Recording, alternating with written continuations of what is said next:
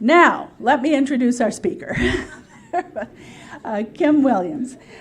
Kim is a well-known, widely respected architectural historian. For more than 25 years, she's been with the D.C. Historic Preservation Office. One of her primary activities there is researching and evaluating buildings for listings on the National Register of Historic Places. Most recently, she's been investigating and identifying rural buildings that have survived the transformation of their surroundings from rural farms and estates to our busy, bustling metropolis. Today, she will tell us about that project and some of the remnants of our rural past that she discovered. I'm proud to say that Kim is an old friend of CCHS. Over 20 years ago, she co-authored what is still the seminal book on the history of our community, Chevy Chase, A Home Suburb for the Nation's Capital, which has recently been reissued by the Montgomery County Historic Preservation Commission. She has been a guest speaker for CCHS in the past. In 2007, she gave us a lecture on the influence of Frederick Olmsted on the design of Chevy Chase. And in 2008, she gave a lecture on the Beaux-Arts neighborhood of Meridian Hill. She also appeared in and shared her knowledge in our documentary that I mentioned earlier. So we are delighted that she is with us again. So please join me in welcoming Kim Williams.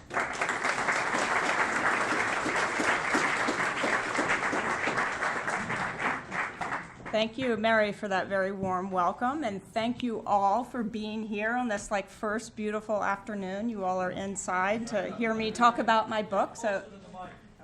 So this book is a book about transformation. It's a book about the transformation of the rural landscape from the 18th century until the 19th century.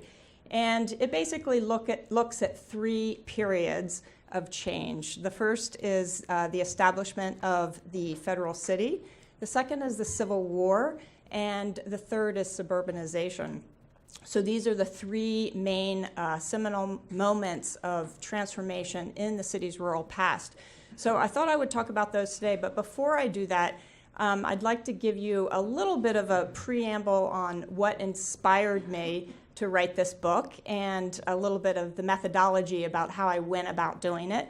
And I'm then going to give you a little bit of background on 18th century Washington to set the stage for what the cultural landscape looked like at the establishment of the city in 1790.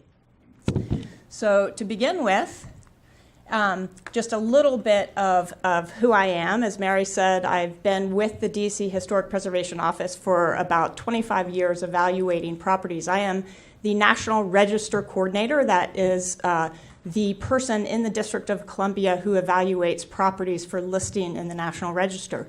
So I evaluate these through applications that come to our office. They come through property owners, sometimes through preservation organizations, and sometimes they're done in-house. This particular property, which was for the Lowell School, which was a school established by a woman in the early 20th century, it was called the Marjorie Webster School at the time. It's now the Lowell School, came to us as a landmark a number of years ago. For its architecture. It's got a 1925 Mediterranean-style villa sitting up on top of a hill at today's 16th and Kalmia Streets. And the application was very thorough, but it only mentioned this little spring house and didn't really provide any information on it. And so as I started to delve into it, I discovered that this spring house was part of a larger farm, a 150-acre farm owned by a farmer whose name was Philip Fenwick.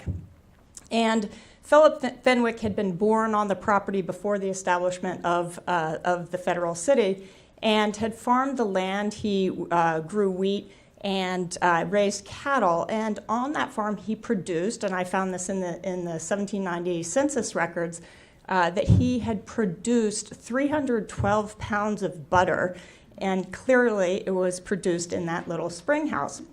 So that building really came alive to me. And so I started looking a little bit further into the history, and it turns out, here you can see the spring house here. That's the spring house there, and that's the spring house still standing on the property.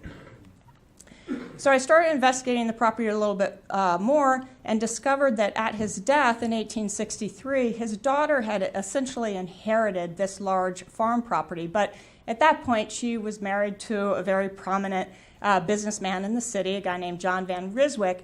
And so they held on to the property and had the farm managed by a farm manager, but they built their own country house right here. Right here in about 1869, shortly after her father's death. And when I looked at that house and some local histories, it had been misidentified multiple times. Some had attributed it as being Boss Shepherd's house. If you know, Boss Shepherd was the vice president of Public Works who had established much of the infrastructure in the city. It was not Boss Shepherd's house. Some had called it the Calhoun Farmstead, which is a property owner south of this.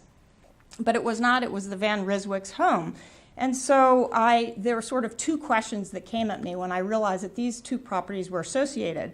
And so one of these was, how did Philip Fenwick, with his 145 acres and 6 enslaved persons who helped run the plantation, fit into this social and historical narrative of mid-19th century rural Washington? And the second question was, if these two buildings, the Springhouse and Van View, exist with little understanding of their individual or associated histories, what other buildings associated with rural Washington might be out there with similar stories to tell? So I decided I needed to figure that out and went about identifying in a really systematic manner all of the surviving rural properties in the District of Columbia. So I did this very old school method. I took a map that consists of 36 plates. It's called the G.M. Hopkins map, and it's dated to 1894. And I started with that map, and I just identified all of the farm properties, and I compared that map then to more recent maps. The 1927 base map in particular was a very useful map that was basically after suburbanization began, and I tried to see where those farm properties still survived. And you can see here, this is the George Barker farm, and it consisted actually in the assessment records that identifies 5 farmhouses. 3 of them are shown right here. And then I saw in the 1927 base map that there are 2 of those structures that still look to survive within the residential subdivision. Those houses have the same footprint as that one and that one. And they sit askew on their lot, and their lots are also corner lots that clearly are larger and had been carved around them. So then I went and looked at aerial photographs. You can see here's a present-day aerial, and I could see that those buildings still existed. So I then went out in the field, and I did this for basically across the District of Columbia from left to right and column to column. And I went out in the field, and this was fraught with a lot of anticipation, because sometimes indeed the historic farmhouse stood, and in other times it had been replaced on its foundation with a new house. So there was always a little bit of excitement and disappointment at the same time. This process was both successful and had some issues, and one of the issues was in the process of doing this, I discovered there were a number of buildings that had been moved.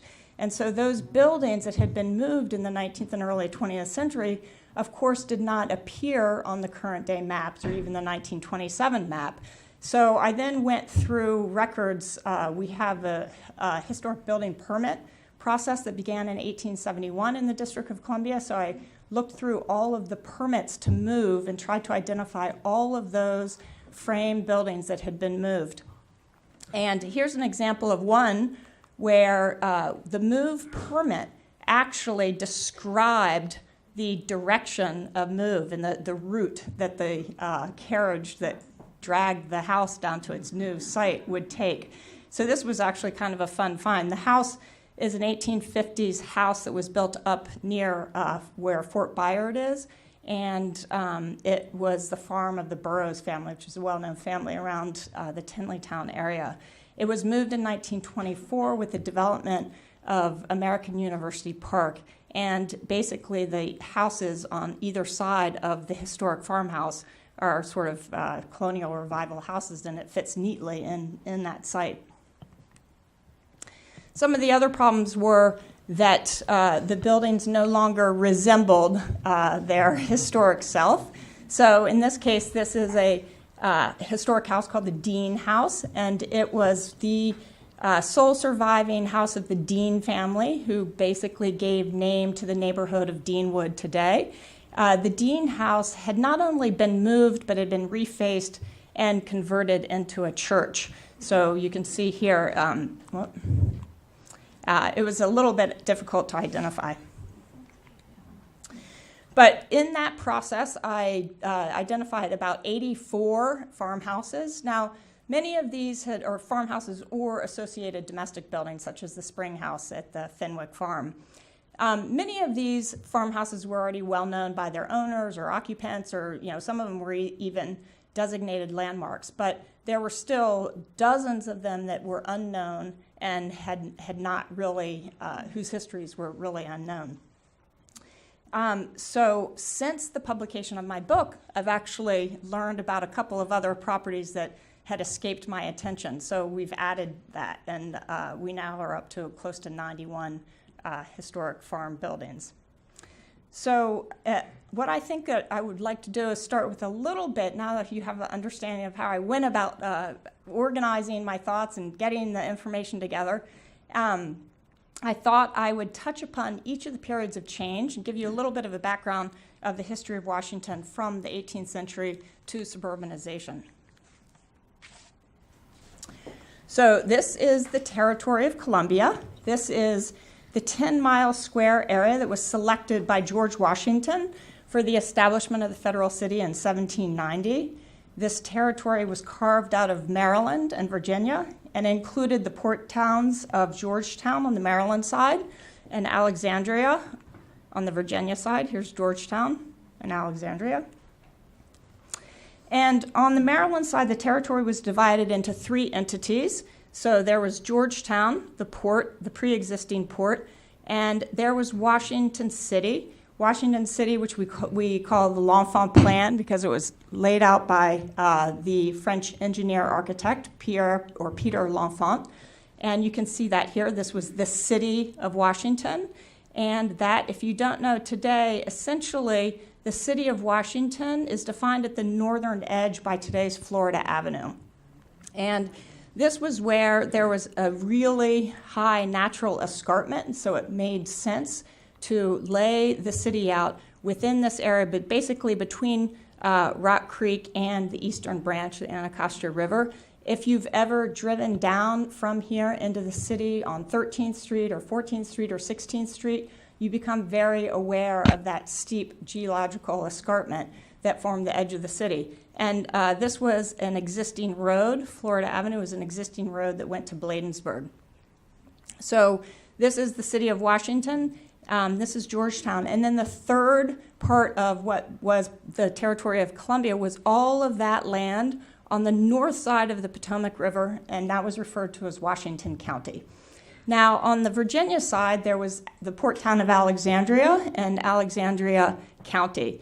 I am not going to talk about that today. As you all know, Virginia was retroceded to Virginia in 1847, and so it doesn't form part of the District of Columbia today. So in the 18th century, this land entirely was rural. The city obviously was part of the rural landscape. It was a collection of extensive land grants that had emanated from the 17th century land grants and smaller freehold and tenant farms. So the freehold farms are those smaller farms that had been sort of cut off or sold off from the larger land grants, and the tenant farms were those farms that were rented by the larger planters to tenant farmers. For the most part, throughout the 18th century, these planters were absentee landholders. They actually lived in Tidewater, Maryland, and Virginia. They were members of the wealthy class. They had social standing and political clout, and they, for the most part, had large plantations in the Tidewater region, and they would have rented out their lands in what they called the Upper Potomac region. But by the mid to late 18th century, many of the descendants of those original grantees began to settle on the land, and they began to build their own houses and farming operations. So on the sort of lower end of the scale, you have these very small, like 12-foot by 20-foot log and frame structures. Here's an example of one, the Samuel Davidson property. You can see in this plat map, it shows this attached kitchen to the dwelling house measuring 20 by 12 feet. And most of those were made of perishable materials, and so none of them survive today. But this photograph here of a house on Rock Creek Church Road existed up until the early 20th century and was captured in a photograph, and it is really a good illustration of what those 18th century houses would have looked like on the landscape. Now, this house in the lower right is the Rosedale stone house. This is a survivor from the 18th century. It was probably built around 1730. It was built in two parts, and it is now the rear wing of Rosedale Farmhouse in Cleveland Park. This is the oldest surviving building in the District of Columbia and the oldest rural building. So, and this building would have held, a modest worker. We don't know how much land was associated with this house, but he was certainly not a planter. He may have worked the land with some enslaved labor, but it was not of a high plantation type property. On the other end of the scale was the plantation. This is an example of one of the large plantations. This is Notley Young's plantation. Notley Young owned about 700 acres across the land that became the District of Columbia, including much of what is in southwest Washington today. And his house, which you see here on a plat from 1796 after the establishment of the city, shows his mansion house, which was a grand brick Georgian style house that sat about 35 feet above the water's edge. It would have been in today's southwest neighborhood. So if you know where the wharf project is today, if you look to your left across from the wharf, you will see Banneker's Overlook. That is where Notley Young's house stood. His house stood up on this hill overlooking the water with a wharf at the water's edge, where he would have had his tobacco brought to the wharf and then put in vessels taken to Georgetown or Bladensburg for shipment overseas. His property included about a 200-foot frontage on the river, and it included his mansion house and his garden. And then it included these enclosed grounds, which included 27 enslaved quarters. There were, in the 1790 census records, Notley Young had 265 enslaved persons in his ownership. And you can see the overseer's house is here, and the entire quarters area is enclosed by some sort of a fence. The blue buildings are the agricultural buildings. And here on the left is what we call the Priggs map, otherwise known as the Alligator Map. This is actually a really rare map showing mostly the eastern branch, today's Anacostia River, and the plantations all along the river, and a bit of the Potomac River, including Notley Young's plantation there. It's known as the Alligator Map. If you see this alligator down here, which serves as the scale, and so it was given the name Alligator Map. So this is the only known image of Notley Young's plantation. This is sort of a blow-up of that. So you can see it was a 7-bay wide Georgian-style house. It would have had both a land side and a river side, and would have had a rear kitchen wing at the back. This house here, this is the Geeseboro plantation. This is Geeseboro here. Geeseboro was the first plantation to be settled by one of the original patentees. And it was also the largest surviving plantation in the District of Columbia. It descended from one of the original owners of the city to his grandchildren and great-grandchildren, and it was the largest pre-Civil War property, and the owner at that time, George Washington Young, was also the largest slaveholder.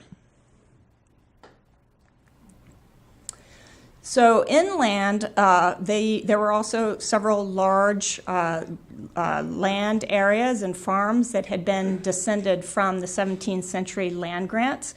On the left, you have Friendship, and Friendship was a 3,124-acre land grant from 1713, and it extended from Tenleytown on the east to the edge of the District of Columbia along today's Western Avenue. And the manor house, which was built about 1760, stood at the crest on a hill of today's American University. It had views to the river. And Holmead Manor, which was located east of that, basically included all of the land that makes up today's Columbia Heights and Mount Pleasant neighborhoods. And that manor house, which was built about 1740, you can see here on the lower left, stood at today's 13th and Otis Streets. And of course, you all know and are fond of the Chevy Chase land grant, which was granted to Colonel Joseph Belt in 1725. And it included acreage on both the District of Columbia side of and the Maryland side. And the Belt House, which you see on the right, stood on Oliver Street in Chevy Chase, D.C. up until 1909 when it was subdivided. So unlike the large river plantations where the tobacco would have been loaded directly onto, from the wharves onto the water and taken to the ports at Georgetown or Bladensburg for shipment overseas, the tobacco from these inland plantations would have been put in hogsheads. And this is just an image of a hogshead, and would have been rolled down today's Wisconsin Avenue or River Road. And those roads were then known as rolling roads, and they were called rolling roads because the tobacco hogsheads were rolled down the road. So with that background, we now get to 1790, which was the establishment of the city. And the establishment of the federal city would forever change this rural cultural landscape. In the district, or in the city limits itself, the land was owned by 19 different owners. There were 30 tracts of land owned by 30 owners. They are known as the proprietors.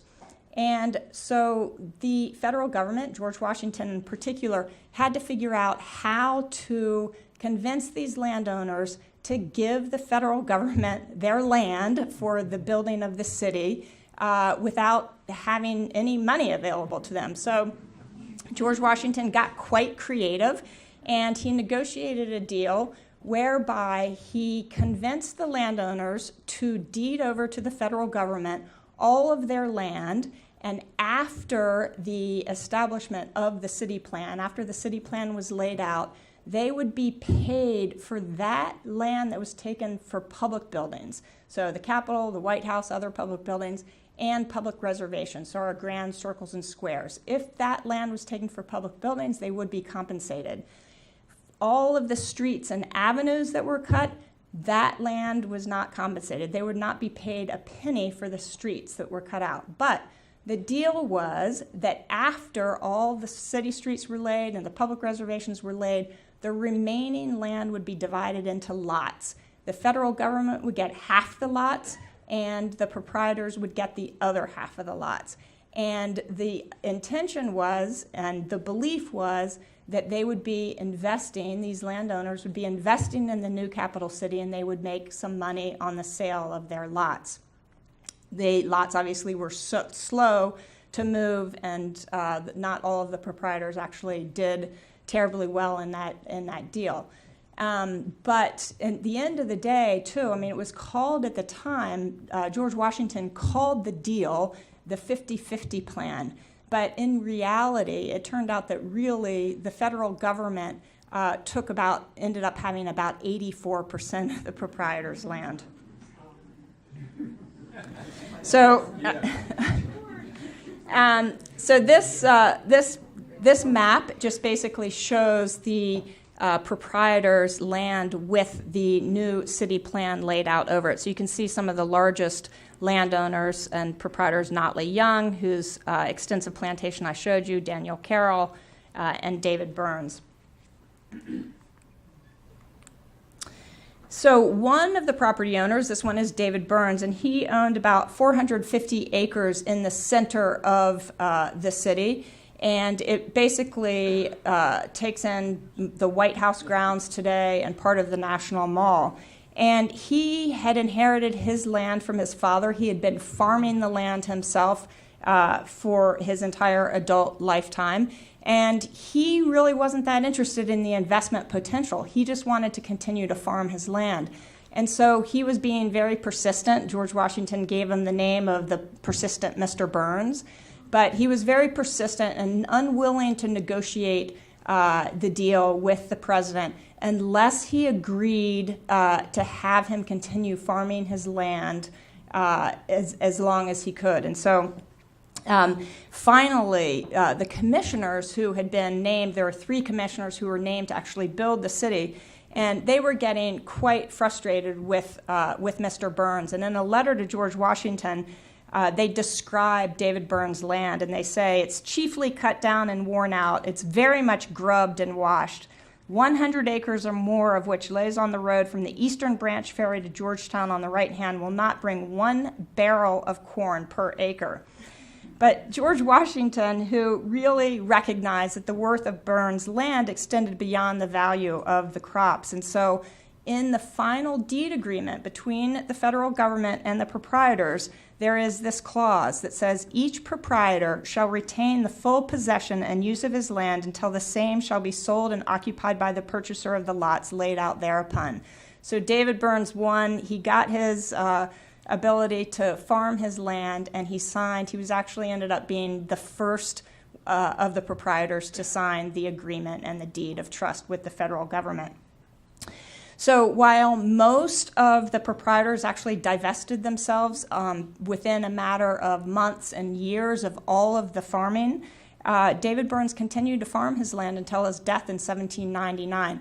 So you have to remember also that the city, we had 10 years to build the city. So the federal government, Congress was still meeting in Philadelphia at the time of the establishment of the city. The government moved to the District of Columbia in 1800. And so there were 10 years that were set aside for the building out of the city. So David Byrnes, in that period of time, he died in 1799 before the federal government moved to the city. But in that time, he continued to plant his crops along the line of the avenues and streets that Pierre L'Enfant had laid out. And so he continued to incur the wrath of the commissioners, who were constantly berating him. And reading the letters between the two is actually rather amusing. But this is the Byrnes house here, and it is the only one of the proprietors' houses that is known to us through photographs. It was the only one that was actually photographed. And you see all these people here. There's one up there. These were called curiosity seekers. And at the time this photograph was taken, it was right before the house's demolition in 1894. And everybody recognized that this was, an important building. And so they went to take mementos from the building, being the only, the last surviving house of the proprietors. So while Washington City grew into its established role as the nation's capital during the early 19th century, the property outside of the city remained rural. And this is a map from 1861. It was engraved in 1861, but based on surveys that were done in 1857, 58, and 59. But it's a great illustration of this transformation. So the establishment of the city, after the initial laying of the streets began to develop, and you can see it's becoming quite urbanized here, whereas all the outlying area, which we refer to as Washington County, remained rural. So one of the big differences that you can see in this map, though, is that these are no longer these extensive 18th century tracts of land where tobacco was planted. Tobacco had already reached its demise, and the city was growing, and there was a need to feed that growing population. And so the farms had seriously decreased in size from the 1,000 and 100-acre farms of the late 18th century to very small farms. The average farm size in 1850 had diminished to about 40 acres. These farmers were basically providing the foodstuffs for the city market. So they were raising cattle for slaughter, they were raising vegetables or cultivating vegetables, and potatoes and wheat, which would then be, of course, ground into flour. So within the period between the establishment of the city and the mid-19th century, rural Washington was really a period of quietude. People were farming, they were earning a living farming, and there was definitely a sense of differentiation between the city and rural Washington County. There are many surviving buildings from the mid-19th century, but probably the most well-known is Pierce Mill, which you see here in this photograph. So all of this would drastically change with the Civil War. Civil War would rudely interrupt this rural tranquility. And in 1861, with the Union Army fearing that the Southern leaders were intent upon capturing the capital city, they began construction of forts around the city. And this is a map. You can see all of these blue outlines are the forts that were built around the city, just encircling it to protect the federal city from invasion by the Confederate enemies. There were, at war end, a total of 164 forts and batteries. That included 68 major enclosed forts, such as Fort Stevens, which you see here. And these 68 forts were placed at half-mile intervals across the rural landscape. They were constructed of timber, which was felled on the land, and they were surrounded with abattis, which basically are trees, pointed downwards to prevent enemy attack to the fort itself. The forts and batteries, the massive earthworks, the lines of rifle pits and military roads, including those that were built to link the forts, were all built onto and cut into the cultivated fields, the orchards, and the farmsteads. And as Margaret Leach wrote in her seminal book on the Civil War, she said the farmers were ruined. Not only were their orchards and vegetable gardens trampled and their fields filled with tents, but the very face of their land was changed, as its soil was shifted into high mounds and deep ditches. Farmers whose lands were seized were given no choice or recourse, regardless of their wealth or their position of power. Colonel Jehiel Brooks, for instance, was a large landowner and farmer of some social standing. He owned much of the land that is today's Brookland neighborhood today. And he really put up a fight, and he challenged the Army's seizure of his Bel Air property. The property included 246 acres of land, which he had under cultivation, and it included his Greek Revival-style country house, which you see on the upper right, which was built around 1840, and its associated outbuildings and an orchard and formal gardens. And here on this Civil War map showing the forts, you can see here's Colonel Brooks's property, and this is a very formal allée. You can see the house there, and you can barely see it, but this very formal garden with parterres, with a walled garden laid out with parterres. And the Army did occupy his house's headquarters, so it was saved and does survive today. Other area landowners were not so lucky. The military seizure of land took an especially heavy toll on the area's poorest residents. In 1861, the Army seized the 11-acre property of free black Elizabeth Butler for construction of Fort Stevens. They tore down her house, along with the stable and barn. They destroyed her apple and peach orchard, and they cut down valuable fencing. And it is reported that on the day the Union Army came to take possession of her land and her animals and her outbuildings, Butler was so overcome with grief that she is said to have sat down and died. Her granddaughter, who you see here on the left, her name is Betty Thomas, also lived on the property, and she inherited the land after the war. She spent the next many decades fighting for just compensation from this federal taking of land.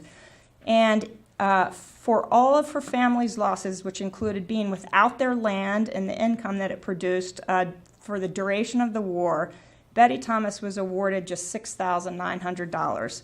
And this award, which came by an act of Congress, came in 1904, 3 decades, more than 3 decades after the end of the war.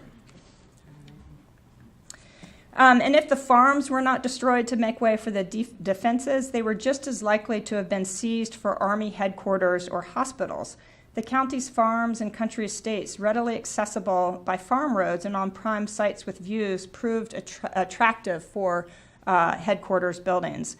In a letter home to his mother, George Chamberlain, who was a young officer and whose regiment was stationed at Fort Lincoln in 1862 and again in 1864, wrote about the Reeves House, which you see here, which had become their headquarters. And he said, and he had actually taken ill in 1862, and in his diaries, and there's some letters to his mother, and she actually came to visit him when he was recovering in this house. And in 1864, he writes her this letter. You remember Fort Lincoln, where I was stationed in the fall of 1862 when I was taken sick?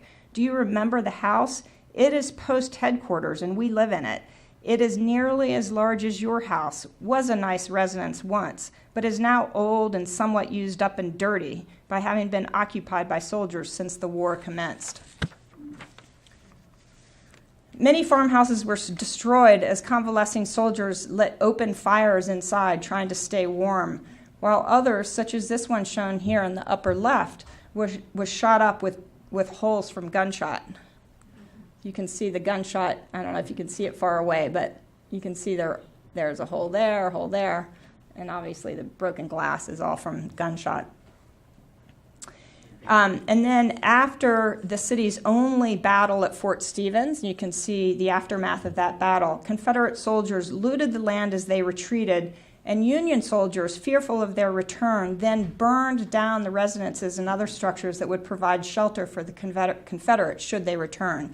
So after that only battle of Fort Stevens, it really was the end of the cultural landscape, that rural landscape around Fort Stevens. It was not all devastation for rural Washington, however. The war also provided opportunities for local farmers and communities. The city's population was swollen by the necessities of war, and it, of course, increased the demand for food and goods, which sent prices soaring. So for some of the farmers, the war's food and material needs proved to be excellent business.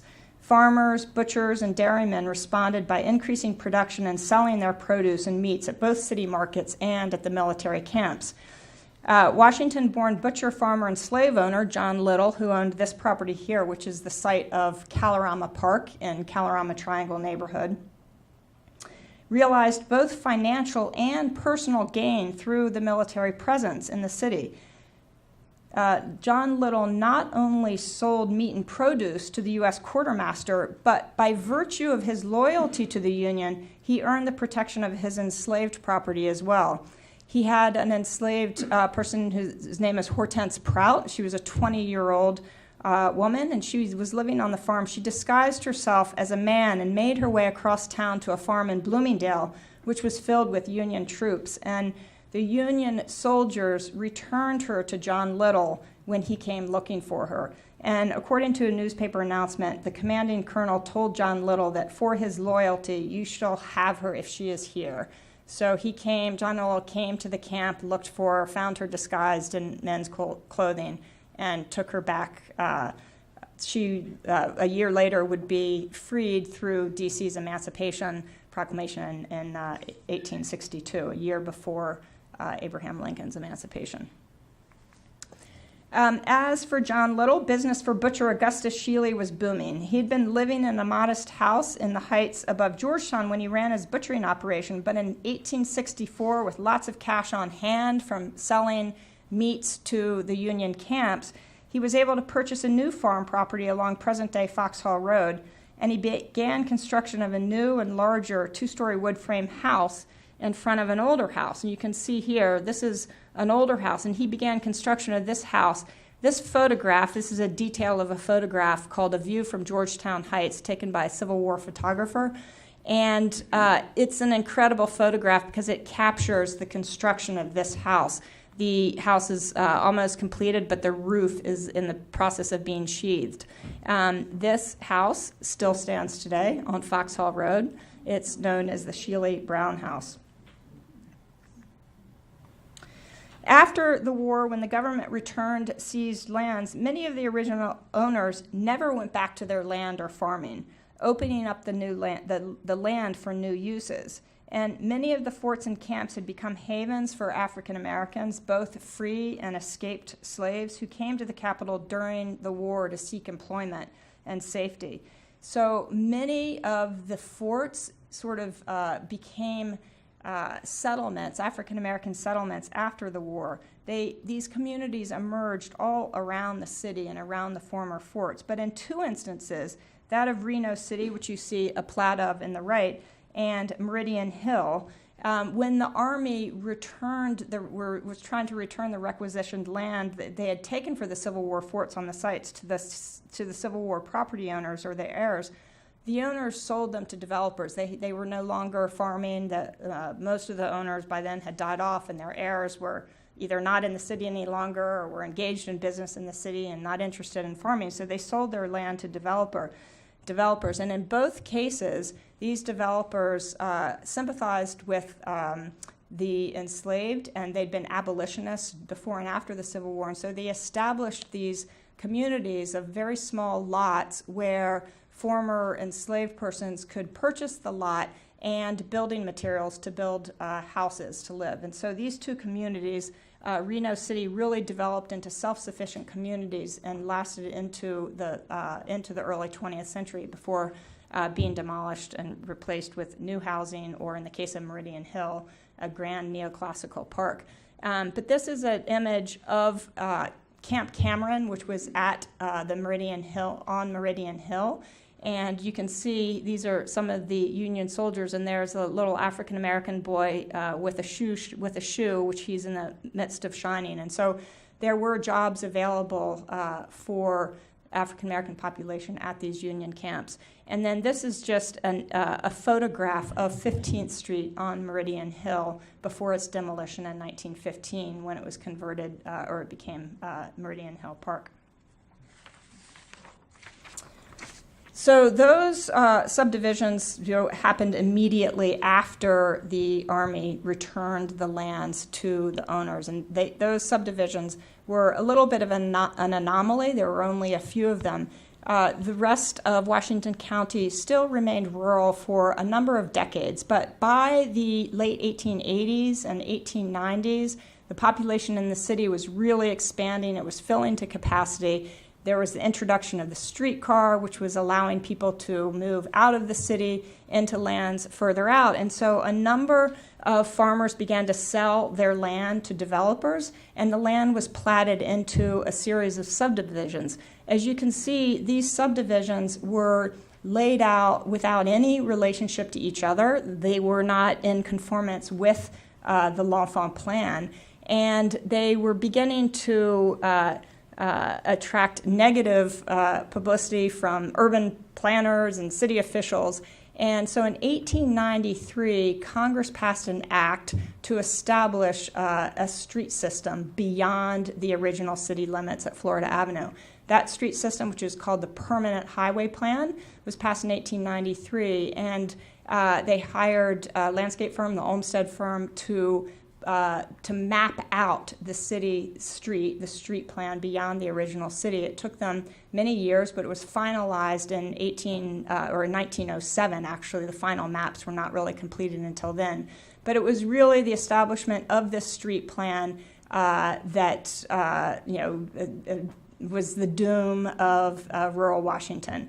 So basically, it meant that any land, once the land came up for sale, the permanent highway plan would be implemented according to the maps for that section of the city.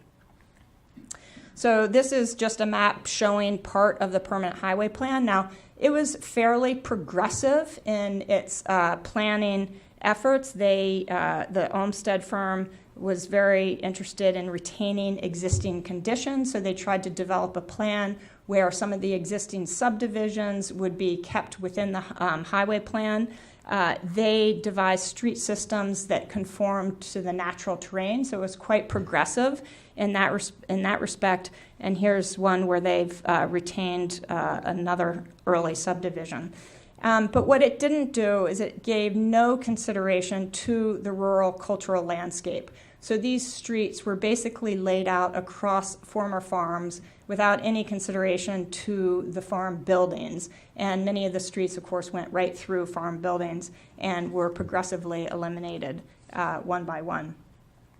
And this is just an illustration of a newspaper article showing the extension of Massachusetts Avenue and showing the house that stood in line with the extension of Massachusetts Avenue. This is up near American University Park, and just says, the caption says, "This old farmhouse, after standing for more than a century, was taken down to make way for the extension of Massachusetts Avenue."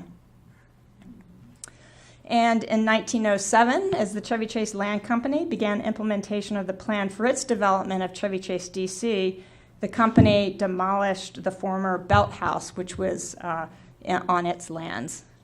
So the Belt House stood until I think it was actually demolished in 1909.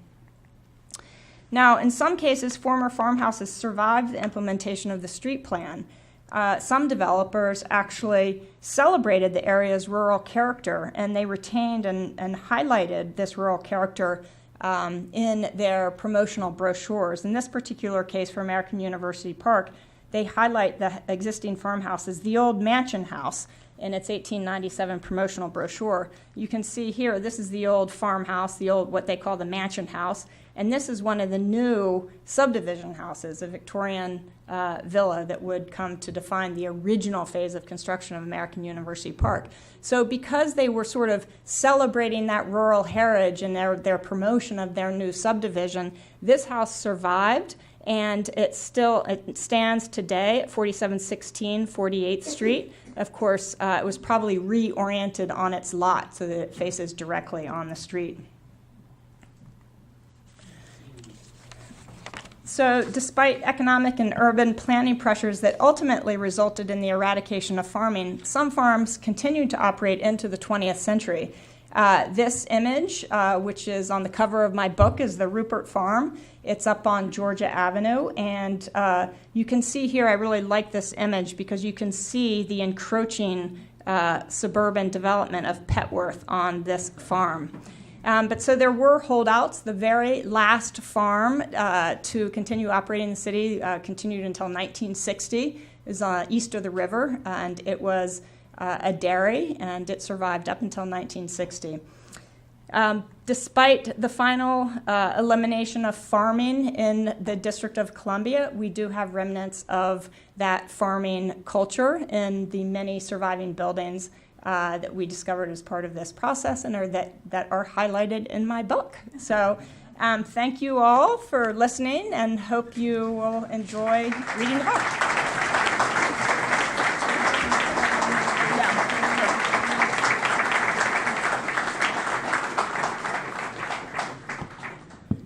I'm happy to take questions if there are any out there. Yes, right there. On what basis did the government seize the land? On what basis for the federal city? On the forts. Oh, for the forts, that was eminent domain. I mean, it was a necessity of war, and so there was really no contesting it. It was just claimed necessity of war. Yes. Could you speak on some of the early African American communities that surrounded this area? Sure. So there were some pre-Civil War African American communities. One in particular was around Brightwood.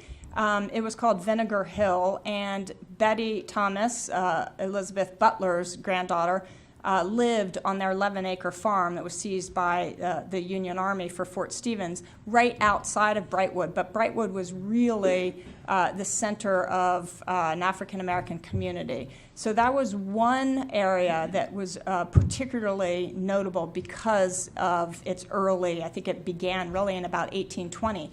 But there were free blacks farming across the county in the early 19th century. They were not necessarily clustered like in the community of Vinegar Hill, but they were found throughout both east of the river and up in northeast in particular, and around Chevy Chase. And in fact, there's been a recent article about some early African-American farmers from 1820 who were farming on land immediately adjacent to the Chevy Chase plantation. And so, the article actually illustrates or paints this illustration of this striking dichotomy of this plantation with its enslaved quarters right on the edge of this free black farm.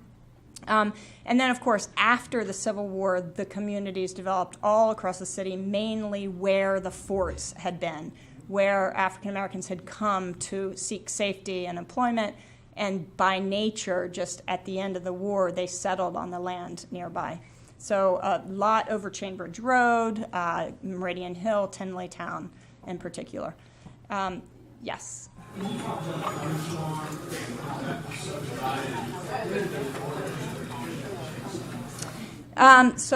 Those are... Yes, so the question is, could I talk about the Cummings farm and what is the origin of the name Chevy Chase? And so Chevy Chase, I can answer the second part of the question. Chevy Chase is named for a land grant that was a big 17th century land grant or early 18th century land grant. But the name was based on a ballad that was written in, I don't know what century, but it was about the hunting grounds between England and Scotland that were known as the Cheviot Hills, Cheviot Hills. Chase is a hunt, and the Cheviot Chase is the hunt about the Cheviot Hills. And those hills were famous hunting grounds. They were sought-after grounds because the hunting was so phenomenal, apparently. So there were clashes between the British and the Scots for many, many generations, decades, centuries, whatever. And so there was a ballad written about it, and that ballad was a pretty famous ballad and obviously had some meaning to the Belt family when they were given this land grant in 1715, and so they named their land grant Chevy Chase. And the Cummings farm, I don't really have the details about the Cummings farm, but it was, I don't know the date of it, but it was part of the land that had been part of Chevy Chase.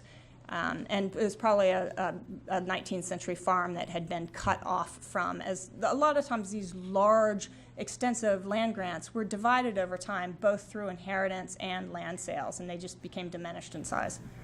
Yes?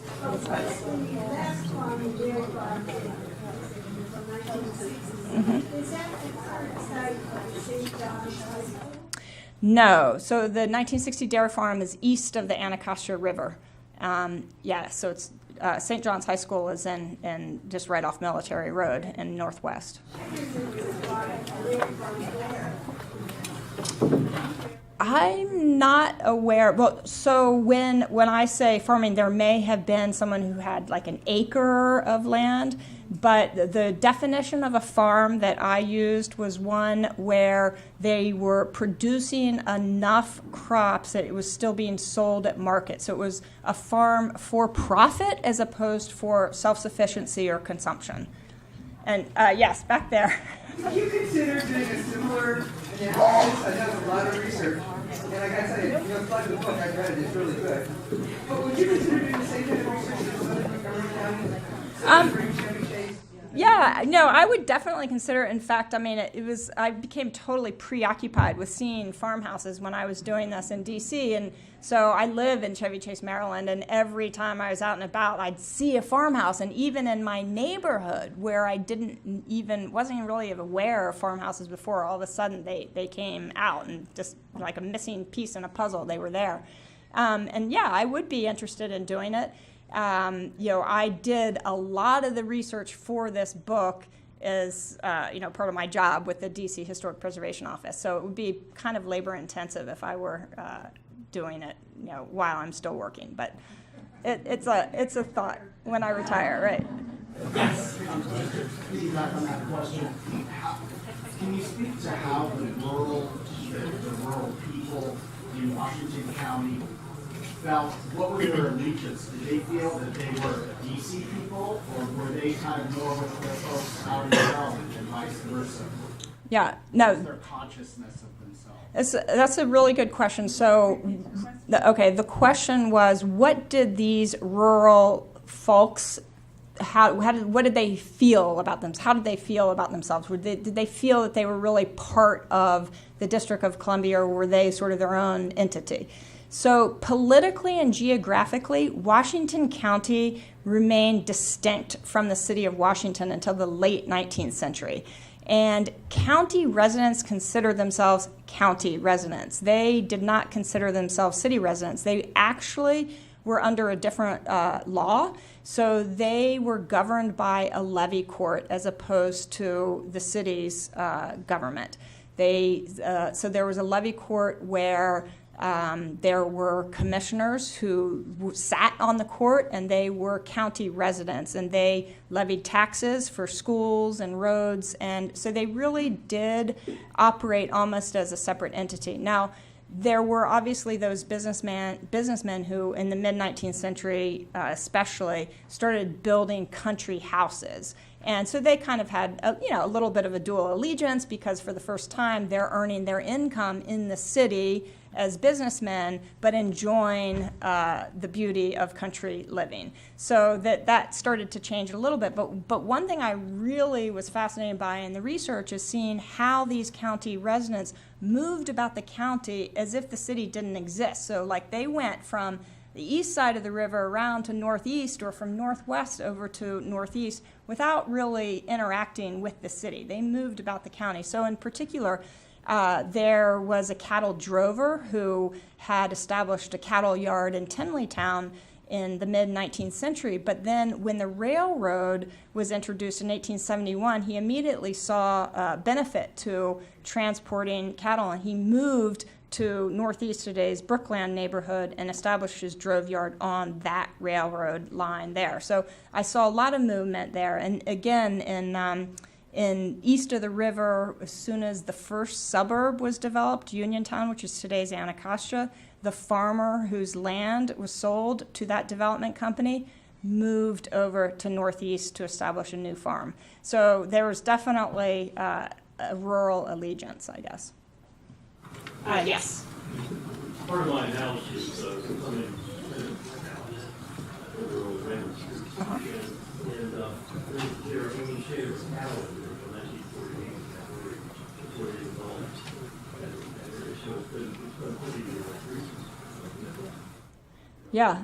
I mean, definitely, my study ended with the District of Columbia line, and southern Montgomery County remained rural for much longer. Really, Washington, D.C., suburban development, was late 19th century, early 20th century, pretty much filled out by the 1930s. I mean, not entirely, but largely. And so agrarian life had been eradicated before it had been in Montgomery County.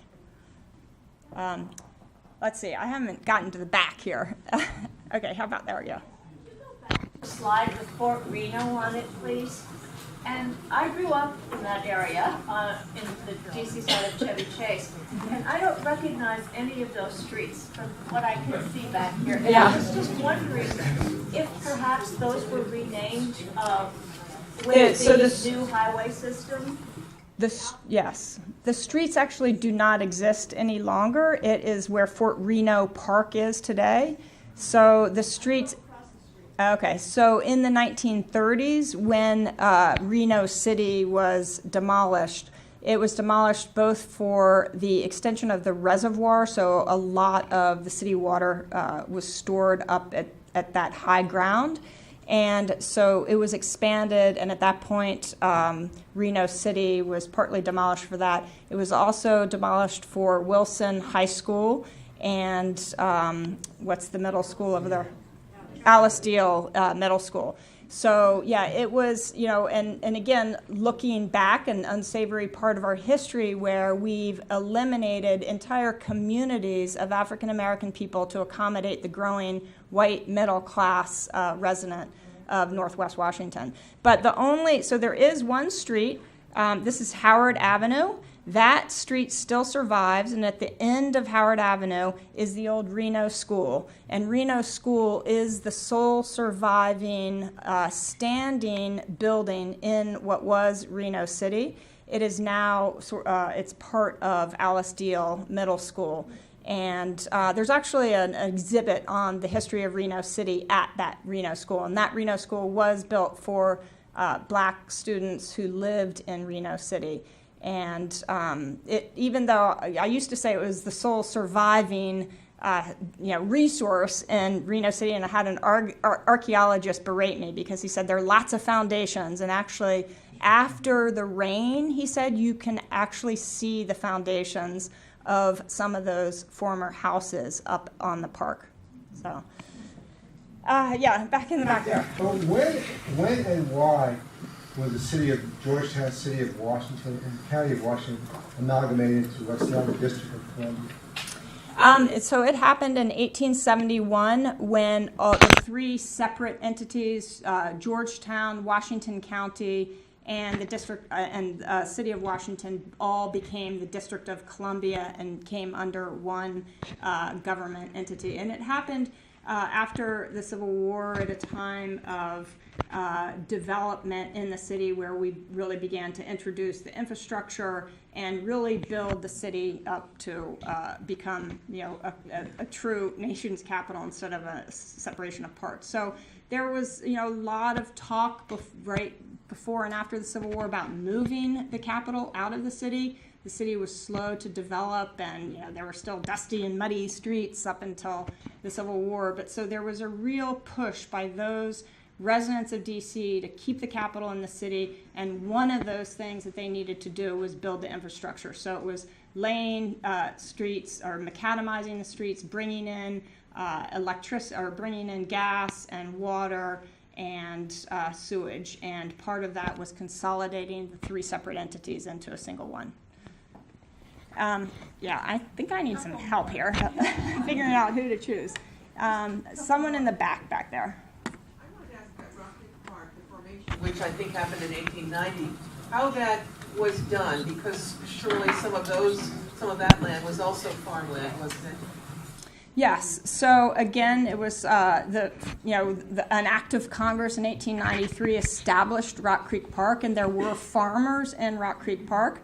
And those farmers, again, it was through eminent domain for the most part that the federal government took over those farm properties. Now, in some cases, so the Pierce family that ran Pierce Mill had negotiated a special lease agreement whereby they could continue to operate the mill and live on the land up to a certain period. And I'm not sure what that date was.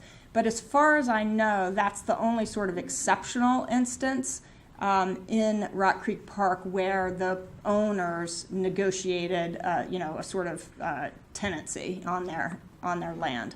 But otherwise, the land was just taken for the establishment of the park. Do you want help? Okay. Yes.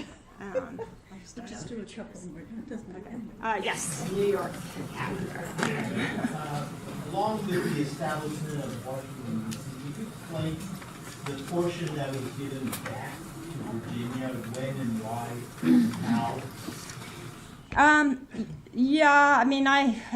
That's another sort of historian's not really my specialty. I don't really focus on Virginia too much since it's no longer part of the District of Columbia. But it really happened at a time before the Civil War, and Virginia obviously was a southern state. Slave holding was very important to them, and they did not really want to be part of the federal government. They wanted to, have their own independence, and so they pretty much lobbied to be retroceded. It happened in 1847 or 1848. And they wanted representation in Congress because they were slave holding. Afraid that they might lose the right to sell slaves at Alexandria, which is a major slave place. Yes.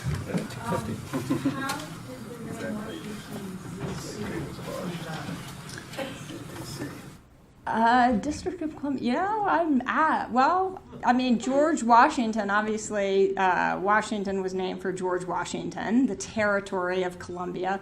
And then, so I think it was just combination when they formed the, Washington District of Columbia, it was a combination of Washington City and then the territory of Columbia and the district, and so it just became Washington District of Columbia. I'm not sure. It was like 18. I just looked it up, and it said that Columbia is the feminine form of Columbus, and that Washington was called Columbus Columbus as a name, and included the feminine. I just looked that up. All right, we'll do one more question and then we'll give him a break. Yeah, wasn't Senator Newlands a part of the permanent highway plan in 1893? Yes, he was involved. He was, yeah, oh, I'm sorry. The question is, was Senator Newlands part of the permanent highway plan? So Senator Newlands, I believe at the time, was actually a congressman. He was not yet a senator, but he was very instrumental in having the Olmsted firm hired to develop the street plan for the land outside the city. And at that point, he had already begun purchasing land along the avenue of Connecticut Avenue, today's Connecticut Avenue, to establish his suburb in Chevy Chase, Maryland. Now, it is thought that he probably selected to build his suburb in Maryland, both so that the residents of his suburb would have the right to vote or have representation in Congress, but also because there was a lot of uncertainty at that point over what was going to happen with the development of that land. Up until that point, there had been subdivisions that had been built willy-nilly, but then there was a total moratorium on development because the city officials didn't like this, what they called misfit subdivisions that were not fitting together, had nothing to do with the city. So for a few years there, developers, there was sort of a moratorium on development. They could only develop if their subdivision was laid in conformance with the L'Enfant plan until the permanent highway plan was established. So I think Newlands was very cognizant of what was happening, and so he chose to build his suburb in Maryland, but then at the same time, through Congress, worked at hiring the Olmsted firm, who he had worked with himself in his plat for Chevy Chase, Maryland, was very instrumental in having the Olmsted firm hired to be the cartographers, the landscape designers and cartographers for the permanent highway plan. All right, thank you.